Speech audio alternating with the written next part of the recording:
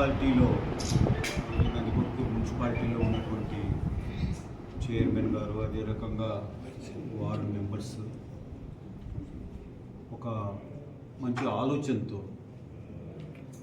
నందికొట్కూరును అభివృద్ధి చేసుకుందాం అన్న ఆలోచనతో ఈరోజు మరి తెలుగుదేశం పార్టీలో చేరడం, వాళ్ళకు ఒకటే సలహా కూడా నేను ఇచ్చాను ఇంతకుముందు, అందరం కలిసి చేసుకుందాం. నందికొట్కూరు ఫండ్స్ అవసరం ఉంది, అదే రకంగా ఇక్కడ ఉపాధి హామీ పథకం మున్సిపాలిటీ అయినందుకు దాన్ని తీసేయడం జరిగింది.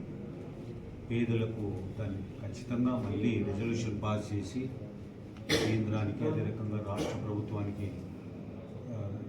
రెజల్యూషన్ కాపీ పంపించి ఇక్కడి నుంచి ఒక రిక్వెస్ట్ పెట్టిస్తాం. ఎంపీ గారు శివరమ్మ గారితో కూడా మంచి పని, అటువంటివి ఎన్నో చేసుకునేటటువంటి అవకాశాలు ఉన్నాయి. నేనందరినీ కూడా మిమ్మల్ని అందరినీ స్వాగతిస్తున్నాం.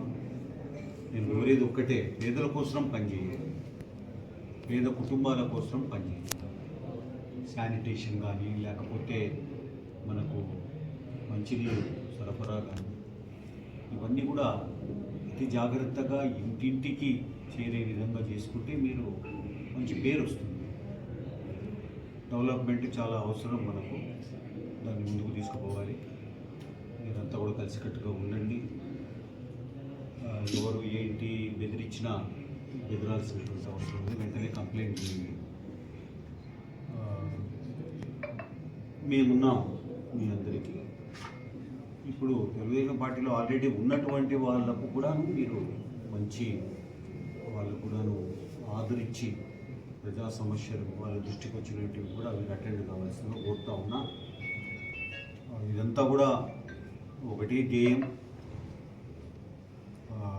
1994 నుంచి 2004 వరకు ఎట్లా తెలుగుదేశం పార్టీ ఉండిందో నందికొట్కూరు తాలూకాలో తిరుగులేని శక్తిగా ఆ స్థాయికి తీసుకురావాలి అన్నటువంటిది ప్రధాన ధ్యేయం. ఇంకొకటి అభివృద్ధి చెయ్యంది ఎవరిని ప్రజలు గుర్తించరు.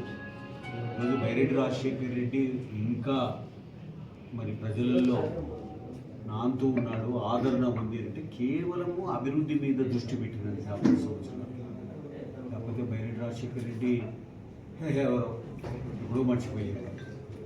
కానీ ఈరోజు అభివృద్ధి కాపాడుకుంటూ వచ్చింది. మీరు కూడా నేను మీకు సలహా ఇచ్చేది అభివృద్ధి మీ రాజకీయాన్ని కాపాడేది, మీ పవర్ను కాపాడేది.